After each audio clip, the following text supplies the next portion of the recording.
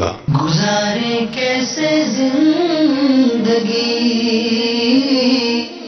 آؤ علماء سے پوچھ لیں، آئے جو مشکل پیش کوئی،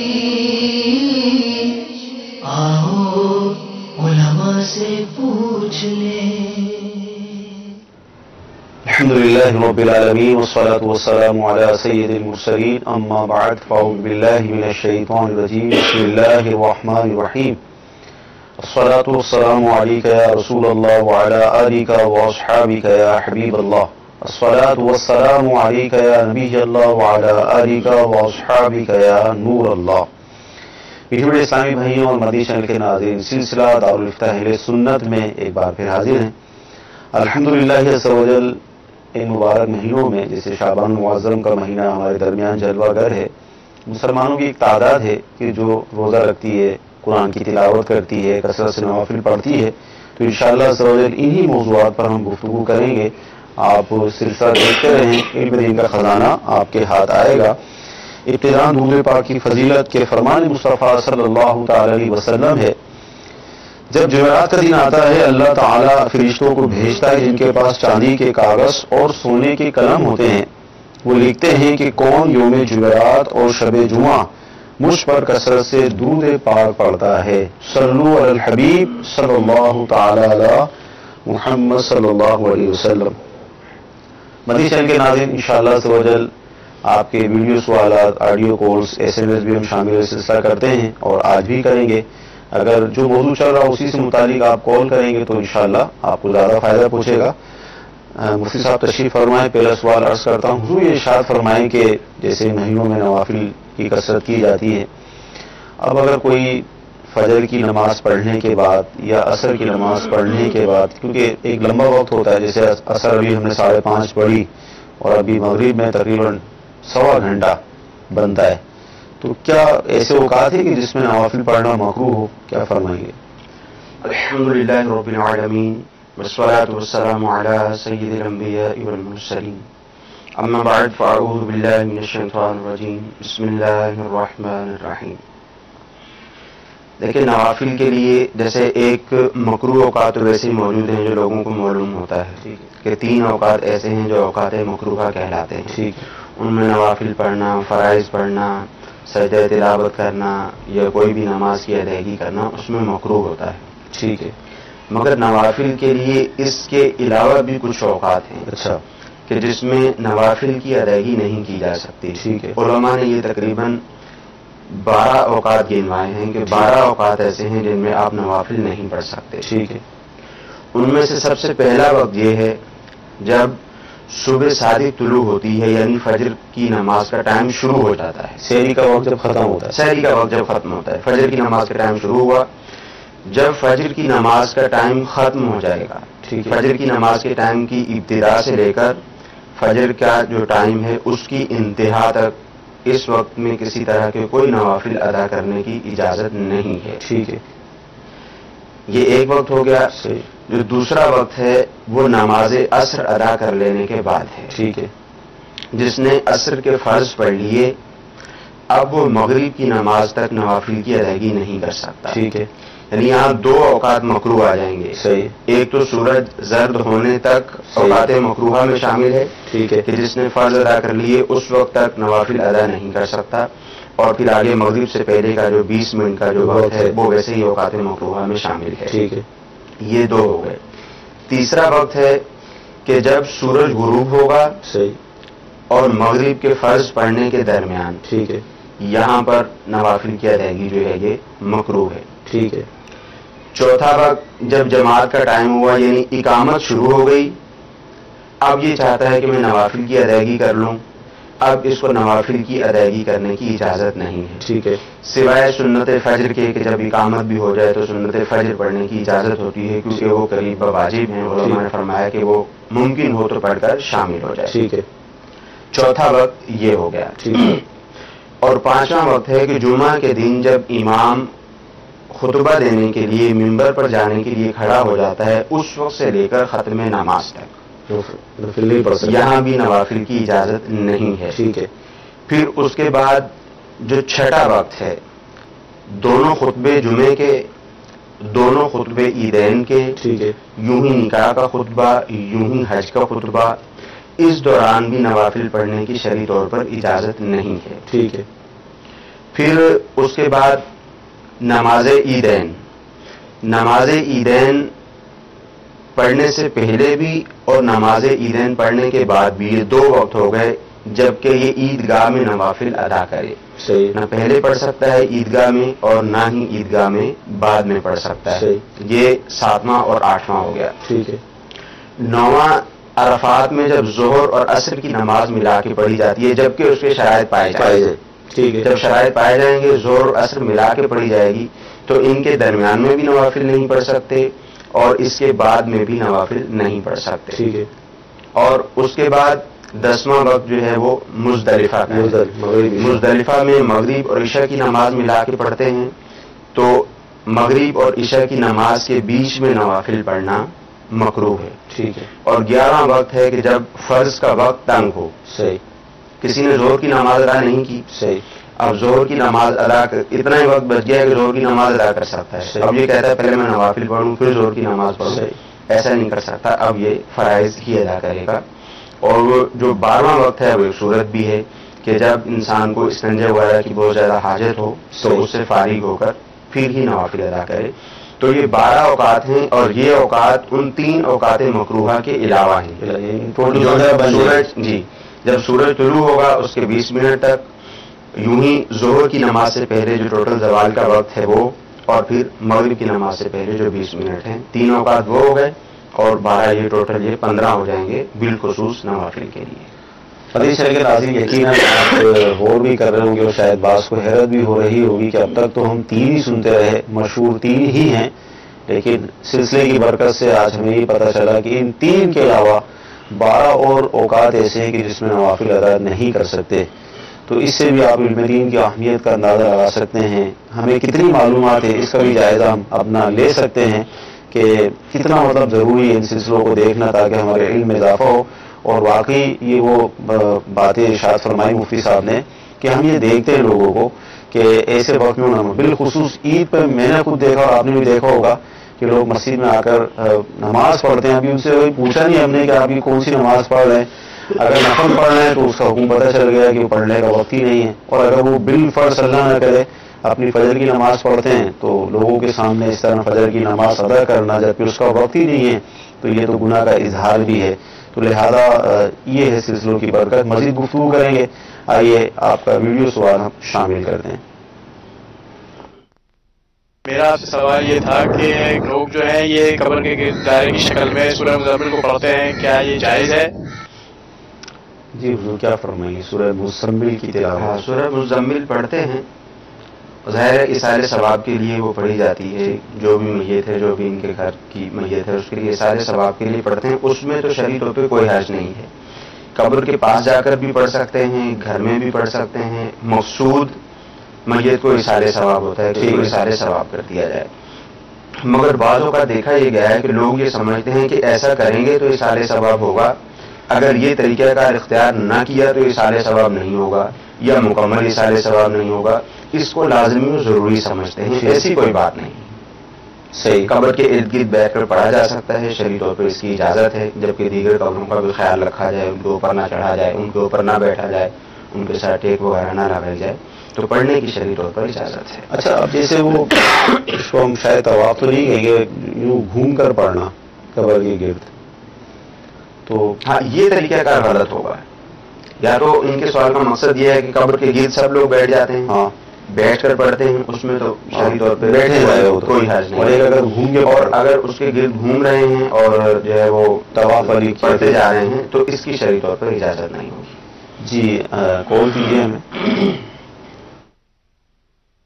سوال یہ ہے کہ ہم جہاں مسجد میں جاتے ہیں وہاں پہ کچھ لوگ برکت کے لیے سامان لے آتے ہیں، پانی وغیرہ، کھجورے وغیرہ اور بریڈ وغیرہ، چینی، دودھ وغیرہ. آیا وہ ہم اپنے گھر میں لے آ کر استعمال کر سکتے ہیں؟ وہ لوگ لے کر آتے ہیں کہ یہاں پہ رکھیں اور لوگ کھائیں، تو وہ سامان جو ہے مسجد میں لے کر دیتے ہیں ثواب کے لیے. آیا وہ مسجد میں کھائیں یا اسے گھر میں لے آ کر بھی استعمال کر سکتے ہیں؟ ماشاءاللہ بہت پیاری بات ہے. واللہ عالم یہ کہاں ہوتا ہوگا؟ اس رمضان شریف میں تو یہ ہوتا ہے سارا. رمضان مبارک کے مہینے میں ہوتا ہے زیادہ تر. جی. یا ممکن ہے جیسے مدنی قافلے میں اسلامی سفر کرتے ہیں لوگ دے کر چلے جاتے ہیں. تو اس کے لیے شرعی حکم یہی ہے کہ جو بھی شخص کوئی چیز لے کر مسجد میں آتا ہے، بالخصوص افطاری کے ٹائم میں جب لوگ لے کر آتے ہیں، تو ان کا ارادہ یہی ہوتا ہے کہ جو لوگ مسجد میں موجود ہیں ان کے کھانے کے لیے وہ لے کر آتے ہیں تاکہ وہ اپنا روزہ افطار کر لیں. ان کے روزہ افطار کرنے پر ان کو ثواب ملے گا. ٹھیک. چاہے وہ کھجور ہو، دودھ ہو، یا کسی بھی طرح کی کوئی بھی چیز ہو. ٹھیک. تو جب تک سامنے والے کی طرف سے اجازت نہیں ہے اس کو وہاں سے باہر نہیں لے جایا جا سکتا، کیونکہ اس نے اسی جگہ کے لیے دیے ہیں. اور اس کے اعتبار سے یہی حکم ہوتا ہے، چندے وغیرہ کے اعتبار سے، جس نے کوئی چیز کسی خاص مد میں دی ہوتی ہے اس کے اعتبار سے یہی حکم ہوتا ہے کہ اسی مد میں استعمال کی جائے گی، وہیں پر استعمال کی جائے گی. اس کی اجازت کے بغیر دوسری جگہ پر نہیں لے جا سکتے. ٹھیک. جی اگلی کو. میرا مفتی صاحب سے سوال ہے، میرے پاس کچھ قرضہ ہے اور کچھ میرے پاس سیونگ ہے. مثلا سیونگ میرے پاس ہے 100 روپے اور قرضہ ہے میرے پاس 400 روپے، تو مجھے کتنی زکوٰۃ کی ادائیگی کرنی ہوگی؟ آج کل زکوٰۃ کے بھی ایام ہے، لوگ شابان میں، تو یہ کیا فرمائیں گے؟ ان کے سوال پوچھنے کا مقصد یہ ہے کہ کسی کے پاس ایک اماؤنٹ موجود ہے، جیسے کسی کے پاس 5 لاکھ روپے موجود ہیں اور اب اس نے 6 لاکھ روپے قرض دینا ہے. تو ظاہر ہے جب زکوٰۃ کی ادائیگی کا وقت آئے گا، یعنی آپ کے پاس اتنی رقم موجود ہے جس پر زکوٰۃ لازم ہوتی ہے، اس پر سال بھی گزر چکا ہے، اب زکوٰۃ کی ادائیگی کا وقت آیا، اب 5 لاکھ روپے آپ کے پاس موجود ہیں اور آپ نے 6 لاکھ روپے 7 لاکھ روپے قرض دینا ہے. تو ایسی صورت میں زکوٰۃ لازم نہیں ہوگی. ٹھیک ہے. کیونکہ زکوٰۃ لازم ہونے کے لیے، زکوٰۃ کی ادائیگی لازم ہونے کے لیے یہ بھی ضروری ہے کہ مال قرض میں ڈوبا ہوا نہ ہو. اب ان کا ٹوٹل سارے کا سارا مال ہی قرض میں ڈوبا ہوا ہے کہ 5 لاکھ ان کے پاس ہیں، 6-7 لاکھ روپے انہوں نے دینے ہیں، تو اب ان پہ زکوٰۃ لازم نہیں ہوگی. ہاں ایک صورت یہ بھی ہوتی ہے کہ مثال کے طور پہ ان کے پاس 10 لاکھ روپے ہیں اور 5 لاکھ روپے ان کو ادا کرنے ہیں، تو باقی جو 5 لاکھ روپے ہیں اس کے ذریعے زکوٰۃ کی ادائیگی کریں گے. ٹھیک. جی مزید کون؟ محمد رضوان اطاری ہند کے شہر ممبئی سے عرض کر رہا ہوں. مفتی صاحب کی بارگاہ میں میرا سوال عرض ہے کہ ہم سنت موقرہ نماز ادا کر رہے ہیں اور اگر دوسری رکعت میں ہم نے سورہ فاتحہ کے بعد اگر کوئی سورہ دوسری نہیں ہے اور ہم جو ہے رکوع میں چلے گا، سجدے میں چلے گا، ہمیں سجدے میں یاد آیا، تو اب ہمیں کیا کرنا ہے؟ کیا فرمائیں گے؟ سجدے میں یاد آیا. ہاں سجدے میں یاد آیا تو ظاہر ہے اب سنت موقرہ میں 4 رکعتوں کے اندر سورہ فاتحہ پڑھنا اور اس کے ساتھ سورت ملانا یہ ضروری ہوتا ہے. ٹھیک. اب ان کی یہ رکعت گزر گئی، سورہ فاتحہ پڑھی، سورت ساتھ ہی انہوں نے نہیں ملائی، اب آخر میں سجدہ صاحب کر لیں گے تو نماز ہو جائے گی. ٹھیک. جی اگلی کون؟ معلوم کرنا ہے کہ آج کل فلٹر کا جو پلان چل رہا ہے پانی بیچنا، ٹھیک ہے، ہمارے لیے جائز ہے، ہم کر سکتے ہیں، فلٹر لگا کے پانی بیچ سکتے ہیں جو آج کل ملی واٹر چل رہا ہے. اب کافی بڑھ گیا ہے ہمارے شہر میں، لیکن لوگ پریشان ہوتے ہیں کہ لوگوں میں کافی غلط فہمی بھی ہے جی عمومی طور پر اس چیز کو لے کر کہ پانی جیسی چیز کو بیچا جاتا ہے، حالانکہ اس سے بھی بہت اہم چیزیں ایسی ہیں جن کو بیچا جاتا ہے جن کی طرف توجہ نہیں ہوتی. یہ بات ذہن میں رہے کہ جو چیز جس شخص کی ملکیت ہے وہ اس کو بیچ سکتا ہے. صحیح. مثال کے طور پر کسی نے کنواں کھودا، جیسے پہلے کے زمانے میں ہوتا تھا لوگ کنواں کھودتے تھے، صحیح. اب کنواں کھود لیا، اب یہ کنواں اس کی ملکیت ہے. صحیح. جس نے اپنی زمین میں کنواں کھود لیا اس کی ملکیت ہے، لوگ پانی لینے کے لیے آتے ہیں اور لوگ پانی اس سے خرید کر لے کر جاتے ہیں. صحیح. جیسے حضرت سیدنا عثمان غنی رضی اللہ تعالیٰ عنہ نے ایک یہودی سے کنواں خریدا تھا، وہ پانی بیچا کرتا تھا. صحیح. تو بات یہ ہے کہ جو چیز جس کی ملکیت میں ہو وہ اس کو بیچ سکتا ہے، اس میں شرعی طور پر کوئی قباحت نہیں ہے. پھر مزید یہ بھی دیکھا جاتا ہے کہ ہمارے ہاں جیسے آج کل پانی فروخت ہوتا ہے اس میں کافی ساری محنت بھی ہوتی ہے. بعض لوگ تو ایسا کرتے ہیں کہ وہ فلٹر وغیرہ لگاتے ہیں، فلٹر لگا کر پانی کو صاف کرتے ہیں، اس میں منرلز وغیرہ ڈالتے ہیں، پھر وہ فروخت کرتے ہیں، اس پہ ان کا خرچ بھی ہوتا ہے. صحیح. بعض جگہوں پر دیکھا گیا ہے کہ وہ ایسے ہی پانی بھر کے، جہاں تک پانی کی رسائی لوگوں کی رسائی نہیں ہوتی وہاں سے وہ پانی بھر کے لا کے ان کو گھر پہ پہنچا دیتے ہیں.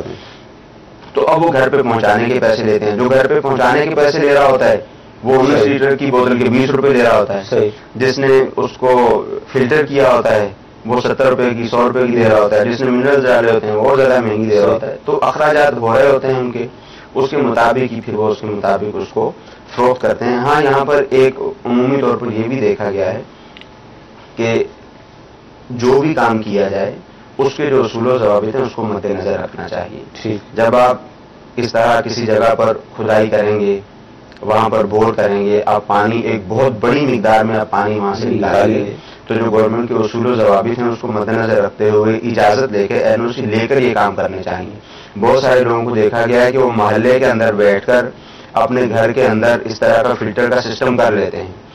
اب جب وہ فلٹر کا سسٹم کریں گے تو اتنا زیادہ پانی اب وہ فروخت کر رہے ہوتے ہیں، 3 4 فلٹر ایک جگہ پہ کر لیتے ہیں، اور اب کوئی محلے میں دوسرا شخص وہاں پہ بورنگ کرے گا تو اس کو پانی نہیں ملے گا. صحیح. تو ان چیزوں کا خیال رکھنا چاہیے. ٹھیک. کچھ SMS بھی کر لیتے ہیں. SMS یہ ہے کہ شوہر کے انتقال پر عدت کتنی ہے؟ بعض لوگ یہ کہتے ہیں کہ 1 ماہ 10 دن ہے. شوہر کے انتقال پر عدت جو ہے وہ 2 طرح کی ہوگی. ٹھیک. ایک تو یہ صورت ہے کہ اگر عورت حمل سے ہے، صحیح، تو جو ہی بچے کی پیدائش ہو جائے گی عدت ختم ہو جائے گی. ٹھیک. چاہے وہ 1 گھنٹے کے بعد ہو جائے، 1 مہینے میں ہو جائے، 2 مہینے میں ہو جائے، ٹھیک. جو ہی بچے کی پیدائش ہوئی عدت ختم ہو گئی. ٹھیک. اور اگر ایسا نہیں ہے، صحیح، یعنی حمل وغیرہ نہیں ہے، تو ایسی صورت میں جو عورت کی عدت ہے، اگر مہینے کے بیچ میں انتقال ہوا، یعنی پہلی یا آخری تاریخ کو انتقال نہیں ہوا، اسلامی مہینے کی بات کر رہا ہوں، مہینے کے بیچ میں انتقال ہوا تو 130 دن ان کو پورے کرنے ہیں. یعنی جس وقت انتقال ہوا، مثال کے طور پر دوپہر 2 بجے انتقال ہوا، تو اگلے دن دوپہر 2 بجے تک یہ 1 دن شمار ہوگا. ٹھیک ہے. اور یوں ان کو پورے 130 دن کرنے ہوں گے. صحیح. اور اگر چاند کے اعتبار سے مہینے کی پہلی یا آخری تاریخ کو انتقال ہوا تو پھر چاند کے اعتبار سے 4 مہینے گزارے جائیں گے. صحیح. چاہے وہ 29 کے ہوں چاہے 30 کے ہوں، 4 مہینے گزارے جائیں گے، اور اس کے بعد پھر مزید 10 دن گزارے جائیں گے. ٹھیک. یعنی 4 مہینے 10 دن. جی. بنت عتیق ہیں، عارف والا سے یہ پوچھنا چاہیے کہ اپنے بیٹے یا بیٹی کے لیے ہم نے سونا لے کر رکھا ہے تو کیا اس پر زکوٰۃ ہوگی؟ لے کے رکھنے کی مختلف صورتیں ہوتی ہیں. صحیح. اب ایک تو یہ کہ عمومی طور پہ ایسا ہوتا ہے کہ عورت کے پاس، ان بچوں کی والدہ کے پاس سونا ہے، بس ارادہ کر لیا کہ میں نے اپنے بیٹے کو یا بیٹی کو دینا ہے، صحیح، اس کی جب شادی کروں گی جب اس کو دے دوں گی. ٹھیک ہے. تو یہ تو اس کی ملکیت میں ہی ہے. جب بچے کی ملکیت میں دے دیا جائے گا تو اب اس کے اوپر زکوٰۃ لازم نہیں ہوگی. یعنی جو نابالغ بچہ ہے، جیسے بچوں کے ابو کے حوالے کر دیا کہ یہ ان بچوں کا ہے، یہ آپ رکھ دیجیے. صحیح. اب وہ رکھ دیا ہے، اب اس کو بیچ بھی نہیں سکتے، استعمال میں نہیں لا سکتے، اور اب اس کی زکوٰۃ لازم نہیں ہوگی. ان کی تو ملکیت میں نہیں رہا، اور جن بچوں کے پاس ہے وہ نابالغ ہیں، ان پہ زکوٰۃ لازم نہیں ہوگی. ٹھیک. مدنی چینل کے ناظرین، قبرستان کے حوالے سے ہمارے پاس سوالات بھی ہیں، اور ظاہر آج کل جو ہمارے یہیں پہ 11 مہینہ چل رہا ہے شعبان کا، اس کی 15ویں شب کو مسلمانوں کی تعداد قبرستان جاتی بھی ہے اپنے عزیز اور اقربا کو اثار ثواب کرنے کی نیت سے. اس حوالے سے خصوصی سلسلہ کیا گیا ہے. آئیے ہم اس کا جو ہے ایک تشہیری گلدستہ دیکھتے ہیں. ماربل کا لگنا یا ٹائل کا لگنا یہ زینت والی چیز ہے، خوبصورت بنانے والی چیز ہے، اور قبر کوئی ایسی چیز نہیں ہے کہ جس کو زیب و زیبائش کی جائے، اس کو خوبصورتی اور آراستگی سے نوازا جائے یا اس کو خوبصورت بنایا جائے. 9 مئی 2017 سے عیسوی بروز منگل دیکھیے سلسلہ دارالفتاء اہل سنت، جس کا موضوع ہے قبر کے احکام، رات 7:35 پر مدنی چینل پر. مدنی چینل کے ناظرین، آپ کے SMS کالز وغیرہ ہم شامل سلسلہ کر رہے ہیں، انشاءاللہ مزید کریں گے. آئیے ویڈیو سوال لیتے ہیں. میرا یہ سوال ہے کہ قبر پہ پاؤں رکھنا کیسا ہے؟ قبر پہ پاؤں رکھنا کیسا؟ اور یہ موقع آ رہا ہے، قبرستان میں جگہ نہیں ہے، سب پہنچیں گے وہاں تک جہاں تک ہے قبر. قبر پہ پاؤں رکھنے کی تو شرعی طور پہ اجازت نہیں ہے. جی. یہاں ہمارے لوگوں میں ایک غلط فہمی بھی ہوتی ہے، کہتے ہیں کہ چپل اتار کے چلے جائیں. صحیح. اب بے شک پاؤں بھی آ جائے تو کوئی مسئلہ نہیں ہے. تو یہ بات ذہن میں رہے کہ جس چیز سے زندہ شخص کو اذیت پہنچتی ہے، صحیح، اس چیز سے مردہ شخص کو بھی اذیت پہنچتی ہے. ٹھیک. یہاں تک کہ کوئی شخص اگر قبر کے ساتھ ٹیک لگا کر بیٹھ جاتا ہے، اس سے بھی مردے کو تکلیف پہنچتی ہے. ٹھیک. تو جب بھی قبرستان میں جائیں گے تو احتیاط کے ساتھ ہی قبرستان میں جانا ہوگا، چاہے آپ نے چپل پہنی ہوئی ہے چاہے آپ نے چپل نہیں پہنی ہوئی. صحیح. قبرستان میں اگر جگہ موجود ہے، آپ کا پاؤں کسی قبر کے اوپر نہیں آتا تو آپ چپل پہن کے بھی جا سکتے ہیں. صحیح. یہ مطلب نہیں ہے کہ اب آپ نے چپل اتار دیا تو اب لوگوں کی قبروں کے اوپر پاؤں رکھتے ہوئے چلے جائیں. جو شخص ایسا کرے گا وہ سخت گناہ گار ہوگا. ایسا کرنے کی اجازت نہیں ہے. اس میں ظاہر ہے اب لوگ قبرستان جاتے ہیں, اب کسی کے والد کی, والدہ کی, کسی بھی عزیز رشتہ دار کی قبر جو ہے وہ قبرستان کے بالکل اندر ہے. تو اگر تو وہاں ایسی جگہ موجود ہے کہ وہاں احتیاط کے ساتھ جا سکتا ہے اور کسی قبر کے اوپر اس کا پاؤں وغیرہ نہیں آتا تو اس کو جانے کی اجازت ہے. اور اگر اس کو پتہ ہے قبروں کو رونتا ہوا جائے گا تو پھر یہ قبرستان کے باہر ہی کھڑا ہو کر فاتحہ وغیرہ پڑھے اور اظہار ثواب کر لے. مدنی شہر کے ناظرین 25 قبروں کے واقعات, یہ اہل سنت کا ایک بہت پیارا یہ رسالہ ہے, اور اس کے اندر قبرستان کے آداب, حاضری کے آداب اور قبر سے متعلق جو مفتی صاحب فرما رہے ہیں بہت کچھ مواد موجود ہے. تو میری آپ سے مدنی التجا ہے کہ اس رسالے کو حاصل کر کر اس کا اول تاخیر مطالعہ کریں. مزید قبرستان کے حوالے سے وہاں جا کے کیا پڑھنا ہے, انداز کیا ہوگا, طریقہ کیا ہوگا حاضری کا, یہ سب اس میں تحریر ہے. تو انشاءاللہ بہت زبردست معلومات آپ کو حاصل ہوگی. آئیے مزید کال لیتے ہیں. محمد ثاقب عطاری گجرانوالہ پنجاب سے. مصطفیٰ کی بارگاہ میں سوال عرض ہے, میری خالہ جن کی ایج 75 ایئر ہے, کیا وہ عمرہ پہ اکیلے جو ٹریول ایجنسی ہے, ٹریول ایجنٹ ہے, ان کے ساتھ عمرہ شریف کے لیے جا سکتے ہیں؟ جی کیا 75 عورت کے لیے شرعی حکم یہ ہے کہ وہ 3 دن کا سفر بغیر محرم کے نہیں کر سکتی. صحیح. چاہے اس کو عمرے پہ جانا ہو چاہے اس کو حج پہ جانا ہو. ٹھیک. عمرہ تو کوئی فرض یا واجب نہیں ہے. یہاں تک کہ حج کے متعلق یہ فرمایا کہ حج میں اگر عورت کے پاس اپنے اخراجات بھی موجود ہیں اور اس کے پاس اتنے اخراجات اور بھی موجود ہیں کہ یہ اپنے محرم کو ساتھ لے جا سکتی ہے. ٹھیک. اب کوئی محرم ساتھ جانے والا موجود نہیں ہے تو اس پر حج کی ادائیگی لازم نہیں ہے. حالانکہ حج فرض ہے, فرض اعظم فرائض میں سے ہے. اس میں بھی یہی فرمایا گیا کہ جب اس کا محرم اس کے ساتھ موجود نہیں ہے تو اب یہ نہیں جا سکتی. ہمارے ہاں عمومی طور پر یہی دیکھا گیا ہے کہ جو لوگ اس طرح کا کام کرنے والے ہیں وہ اس طرح کا سمجھا بجھا دیتے ہیں کہ ہم فلاں کا محرم بنا دیتے ہیں, ایج زیادہ ہے یا کوئی بات نہیں, تم اگر اکیلی عورت ہو, 4 عورتیں تمہارے ساتھ اور بھی ہیں, کسی بھی طرح اس طرح کرنے کی اجازت نہیں ہے. اگر یہ جائے گی تو گناہ گار ہوگی. ٹھیک. جی مزید کو نام محمد بنارس ہے, میں گجرا والے کیمپ سے بول رہا ہوں. یہ سوال ہے کہ یہ جو نماز گھر میں پڑھتے ہیں مرد جو ہے, ان کی نماز ہو سکتی ہے گھر میں کہ نہیں ہو سکتی؟ مردوں کی گھر میں نماز, دیکھیں جماعت کے ساتھ نماز کی ادائیگی ضروری ہے, واجب ہے. یعنی محلے کی مسجد جو ہے وہاں پر جماعت ہوتی ہے, وہاں پر جا کر جماعت کے ساتھ نماز ادا کرنا ضروری ہے. اگر جان بوجھ کر بغیر کسی وجہ کے نماز جماعت کے ساتھ نہیں پڑھیں گے, چھوڑ دیں گے, تو جو جماعت چھوڑی ہے اس کا گناہ ہوگا. ہاں نماز گھر پہ ادا کر لی ہے تو نماز ہو جائے گی. ٹھیک. اچھا SMS جو آ رہے ہیں اس میں بھی سونے سے متعلق جو آپ نے مسئلہ ارشاد فرمایا, تو اب بنت لطیف ہے یہ باب المدینہ کراچی سے, تو اب یہ پوچھ رہی ہے کہ اگر ہم نے نابالغ کی مل کر دیا وہ سونا جو لے کر رکھا تھا تو کیا ضرورت پڑنے پر اس کو بیچ سکتے ہیں؟ نہیں, اب اس کو بیچنے کی اجازت نہیں ہے. جب تک وہ بالغ نہیں ہو جاتا یا بالغ نہیں ہو جاتی اور اس کی طرف سے اجازت نہیں ہو جاتی, اب اس کو بیچنے کی قطعی طور پہ اجازت نہیں ہے. یعنی ہم یہاں پر یہ کہہ سکتے ہیں کہ زکوٰۃ نہ دینے یعنی کا ہیلا کیا, اب حالانکہ نہیں کرنا چاہیے ہیلا یوں, جی, تو اب تو اور ایک طریقے سے پھنس گئے نا. اب وہ استعمال میں نہیں لا سکتے, اب اس کو بیچ نہیں سکتے, اس کی شرعی طور پر اجازت نہیں ہے. جی کال دیجیے. اگر کسی عورت کے ہاں بچہ پیدا ہو تو کیا 40 دن پورے کر کے پھر ہی عورت جو ہے وہ غسل کرے گی یا اس سے پہلے بھی کر سکتی ہے؟ جی کیا فرق؟ بچے کی پیدائش کے بعد جو بلیڈنگ وغیرہ ہوتی ہے نفاس کی بلیڈنگ کہلاتی, نفاس کا خون کہلاتا ہے. اب اس میں مختلف صورتیں ہوتی ہیں. ایک بات تو یہ ہے کہ یہ 40 دن کے دوران جب تک جو ہے یہ بلیڈنگ جاری رہے گی, ٹھیک ہے, اس وقت تک جو ہے یہ نفاس ہی کہلائے گا. ہمارے ہاں عمومی طور پر ایسا بھی ہوتا ہے کہ بعض اوقات مختلف عورتوں کی عادتیں مختلف ہوتی ہیں. بچے کی پیدائش ہوتی ہے, بچے کی پیدائش کے بعد 5 دن 6 دن 15 دن 20 دن کے بعد بلیڈنگ بند ہو جاتی ہے, مگر وہ 40 دن تک نمازوں کی ادائیگی نہیں کرتی ہیں. یہ طریقہ کار بالکل غلط ہے. ٹھیک ہے, کہ جب 15 دن میں یا 20 دن میں بلیڈنگ ختم ہو گئی تو اب ان پہ لازم ہے کہ غسل کر کے نمازوں کی ادائیگی کرنا شروع کر دیں. اب اگر انہوں نے ایسے کیا, اتنے دنوں کی نمازیں ادا نہ کی تو گناہ گار ہوں گی.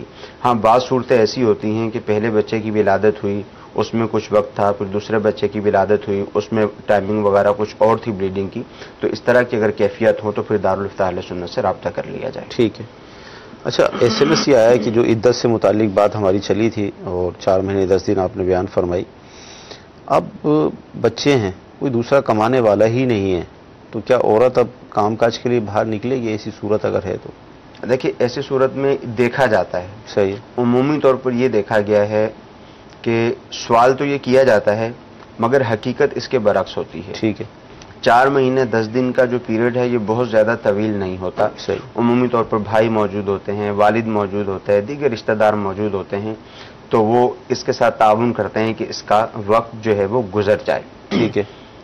تو اولاً اس چیز کو دیکھ لینا چاہیے. ہاں اگر ایسی کوئی صورت موجود نہیں ہے، نہ کوئی جمع پونجی شوہر نے چھوڑی ہے کہ اس کو اتنے دنوں کے لیے استعمال کر لیا جائے، نہ کوئی کسی طرح کا تعاون کرنے والا ہے، تو پھر ایسی عورت کو شرائط کے ساتھ باہر جانے کی اجازت ہے کہ اس کے آنے جانے میں فتنہ نہ ہو، اس کا لباس بھی ٹھیک ہونا چاہیے، کسی کے ساتھ تنہائی وغیرہ بھی نہ ہو، تو پھر اس کو جانے کی اجازت ہے کہ دن کے وقت میں کام کرنے کے لیے جائے اور واپس لوٹ آئے. ٹھیک جی، مزید کالز دیجیے.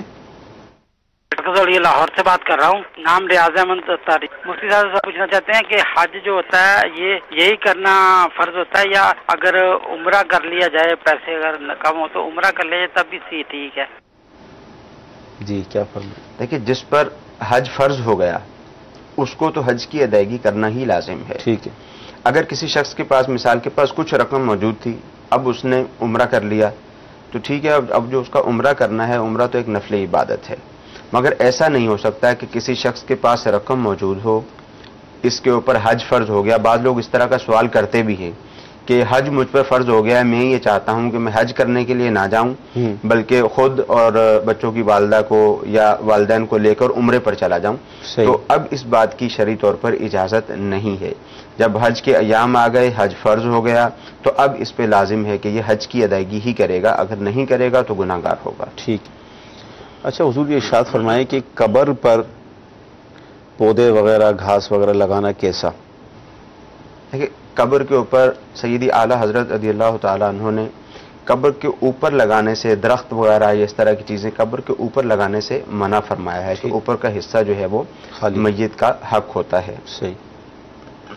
جسے ہم پودے وغیرہ جو لگا دیتے ہیں چھوٹے چھوٹے، اور جو جیسے ہم نے اس پہ وہ ڈالے پھول وغیرہ، گلاب کے پھول وغیرہ ڈال دیے جاتے ہیں، اس طرح کی پھول کی پتیاں ڈال دی جاتی ہیں اور اس سے ہلکا سا جو پودا نکل آتا ہے، اس میں شرعی طور پہ کوئی حرج نہیں ہے. ٹھیک ہے.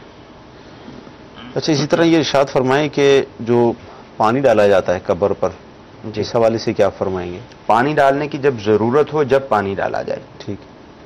جب میت کو دفنایا جاتا ہے تو اس وقت پانی ڈالنے کی ضرورت ہوتی ہے. ٹھیک کہ پانی ڈال دیا اور مٹی کو اچھی طرح سے بٹھا دیا. اب اس کے بعد عمومی طور پہ دیکھا جاتا ہے کہ لوگ جاتے ہیں اور ایسے ہی پانی ڈالتے رہتے ہیں، یوں پانی نہ ڈالا جائے. ہاں اگر ضرورت ہے، مٹی پھٹ رہی ہے، ٹوٹ رہی ہے، ضرورت ہے دوبارہ پانی ڈالنے کی، تو جتنے پانی کی ضرورت ہے اتنا پانی ڈال دیا جائے. ٹھیک ہے. اچھا زکوٰۃ کا جو مسئلہ بیان ہوا دو، مزید یہ سوال آیا کہ اب بیٹا یا بیٹی کے لیے ہم نے جو لے کر رکھا سونا، اب وہ نابالغ ہیں، بیچ تو سکتے نہیں ہے، تو کیا زکوٰۃ دیں گے اس کی ہم؟ نہیں، زکوٰۃ بھی لازم نہیں ہوگی. ٹھیک ہے. کیونکہ بچے نابالغ ہیں تو نابالغ کے اوپر زکوٰۃ لازم نہیں ہوتی. ٹھیک. جی کال دیجیے.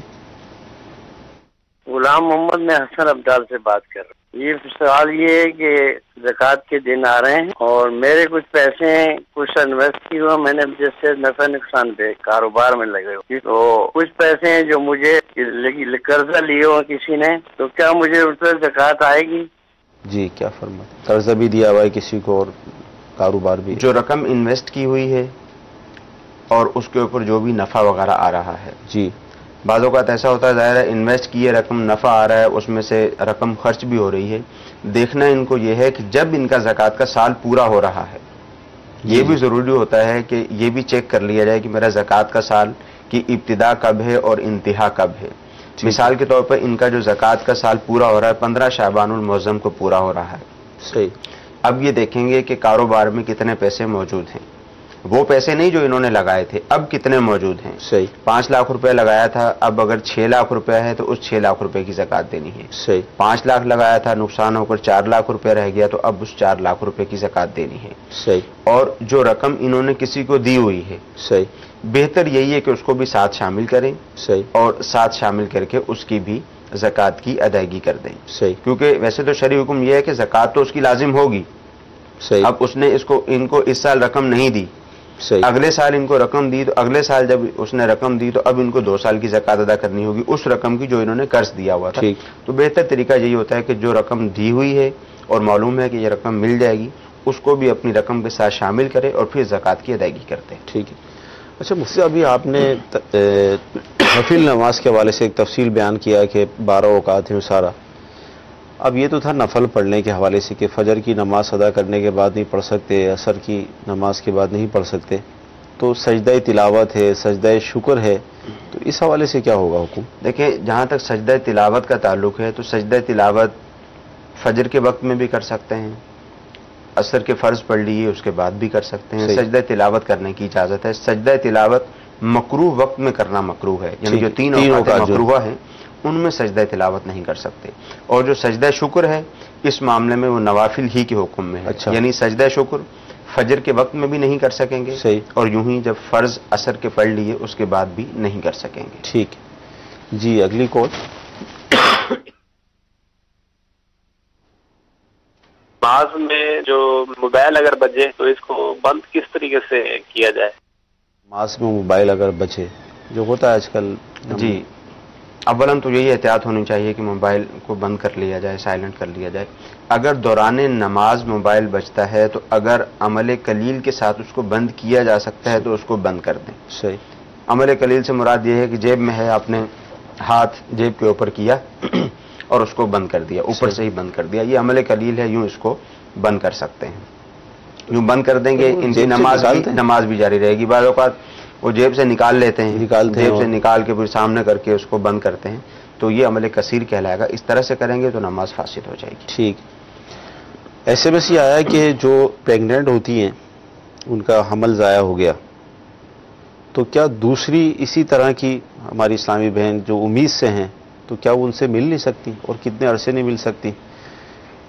یہ بدشگونی کا ایک طریقہ ہے. جی جی. جو ہمارے ہاں بدشگونی لی جاتی ہے انہی میں سے ایک بات یہ بھی ہے. صحیح. ایسی کوئی ہرگز ایسی کوئی بات نہیں ہے. جیسے ایک تو یہ بات آپ نے بتائی کہ بچے کا انتقال ہو گیا. صحیح. اب جو دوسری پریگننٹ عورت ہے وہ اس سے نہیں مل سکتی، حمل والی اس سے نہیں مل سکتی، کہیں اس کا حمل ضائع نہ ہو جائے. جی. تو یہ بدشگونی والی صورت ہے. اسی طرح جس گھر میں انتقال ہو جاتا ہے وہاں نہیں جانے دیتے، وہاں پر نہیں جانے دیتے. اب اس کا کتنا ہی قریبی رشتہ دار ہو. صحیح. تو اب یہ وہاں پر بھی نہیں جانے دیتے کہ نہیں، کیونکہ وہاں پہ انتقال ہوا ہے لہٰذا وہاں تم نے نہیں جانا جب تک جو ہے وہ اس کا 40واں نہیں ہو جاتا. تو ایسی کوئی بات نہیں ہے شرعی طور پر. جس کے ساتھ جو معاملہ پیش آنا ہوتا ہے اللہ تعالیٰ کی طرف سے آزمائش ہوتی ہے وہ معاملہ پیش آ جاتا ہے. جی کال دیجیے. نماز پڑھنے کے ٹائم پہ اگر کوئی کام آ جاتا ہے، جیسے مان لو ٹیکسی چلاتے ہیں اور اس پیریڈ میں سواری کو لے کے جائیں یا نہیں جائیں، یہ آزمائش ہوتی ہے. بعض اوقات اب جماعت بھی تیار ہے، نماز کا وقت ہے، گاہک آ گیا یا کوئی کام مل گیا تو فیصلہ کرنا مشکل ہو جاتا ہے. کیا کریں؟ ایک وسوسہ ہوتا ہے کہ اب یہ دوبارہ. دیکھیں، ظاہر ہے جو شخص ایسی جگہ پہ موجود ہے، جیسے میں نے پہلے کہا کہ محلے کی مسجد ہے، وہاں پہ جماعت کی ادائیگی جو ہے یہ لازم ہے. جی. اب یہ مسجد میں موجود نہیں ہے، مسجد کے باہر موجود ہے، وہاں ٹیکسی لے کر کھڑا ہوا ہے، رکشہ لے کر کھڑا ہوا ہے، اس کے پاس کوئی شخص آ گیا ہے کہ مجھے فلاں جگہ پہ جانا ہے، تو یہ اگر اس کو لے کر جائے گا تو گناہ گار نہیں ہوگا. صحیح. گناہ گار نہیں ہوگا یہ. ہاں، اگر بہتر ہے یہ پہلے نماز کی ادائیگی کر لے، پھر جو ہے وہ اپنا سواری کا کام کر لے. پھر آپ کو معلوم ہے کہ سواری کا کام تو ایسے پھر ہوگا نہیں. صحیح. تو اگر یہ ایسا کرتا ہے، اس بات کی رخصت ہے کہ یہ اس کو لے جا سکتا ہے، یہ گناہ گار نہیں ہوگا. ٹھیک. جی اگلی کال. یہ سر اگر میرے پاس اگر مدرسے کے پیسے تو یہ کہ اگر میرے پاس جیب خرچ ہوتا ہے، مثلا جیب خرچ نہیں ہوتا تو اس میں سے مدرسے کے پیسوں میں سے اگر میں جیب خرچ کے لیے یوز کر لیتا ہوں کہ بعد میں رکھ دوں گا، تو کیا ایسا کرنا جائز ہے یا نہیں سر؟ مدرسے کے پیسے ان کے پاس، اب جیب خرچی نہیں ہے، اب یہ مدرسے کے پیسے اپنے ساتھ رکھ کے گھومتے بھی ہوں گے واللہ علم، تو اب وہ خرچ کر لیں پھر بعد میں ملا دیں. اس کی شرعی طور پہ اجازت نہیں ہے، ایسا نہیں کر سکتے. جو بھی کسی بھی کام کے لیے کسی نے پیسے دیے ہیں وہ جیسے آپ نے کہا کہ ہو سکتا ہے یہ جیب میں رکھ کے گھومتے رہتے ہیں، تو یہی چاہیے کہ وہ رقم جب آپ کو ملی ہے جو اس کا طریقہ کار ہے، جو آپ کا سیٹ اپ ہے، اس کے مطابق اس کو بینک میں جمع کرنی ہے، گھر میں رکھنی ہے، حفاظت کی جگہ پر کسی بھی جگہ پر اس کو فوراً رکھ دیا جائے اور یوں استعمال کرنے کی اجازت نہیں ہے۔ اچھا، اب مثال کے طور پر خرچ کر لیے، اجازت تو نہیں ہے، جی کر لیے، ہاں خرچ کر لیے تو ایک زکوٰۃ کا حکم علیحدہ ہے اور جو نفلی صدقات ہیں اس کا حکم علیحدہ ہے۔ خرچ کر لیے تو اس نے غلط کیا، گناہ ہوگا۔ جتنی رقم خرچ کی ہے، جس مقصد کے لیے سامنے والے نے دی تھی، وہیں پر اب یہ خرچ کر دے گا تو اس کا ازالہ ہو جائے گا۔ اور جہاں تک زکوٰۃ کا حکم ہے، زکوٰۃ کسی نے دی تھی، اب اس نے خرچ کر دی، تو جس شخص نے زکوٰۃ دی تھی اب دوبارہ اس سے اجازت لے کر پھر اس جگہ پر زکوٰۃ کی رقم خرچ کرے گا۔ اچھا، ایس ایم ایس جو ہمیں موصول ہو رہے ہیں، نماز جب آپ پڑھتے ہیں تو بہت برے خیالات آتے ہیں، کیا کریں، نماز ہوگی نہیں ہوگی؟ نماز تو ہو جائے گی، خیالات کا آنا اسی جگہ پر ہوتا ہے جہاں پر ایمان موجود ہوتا ہے، وہیں پر خیالات کا آنا ہوتا ہے۔ شیطان کبھی بھی نہیں چاہتا کہ خشوع و خضوع کے ساتھ نماز پڑھی جائے، کسی طرح کو کوئی خیال نہ آئے۔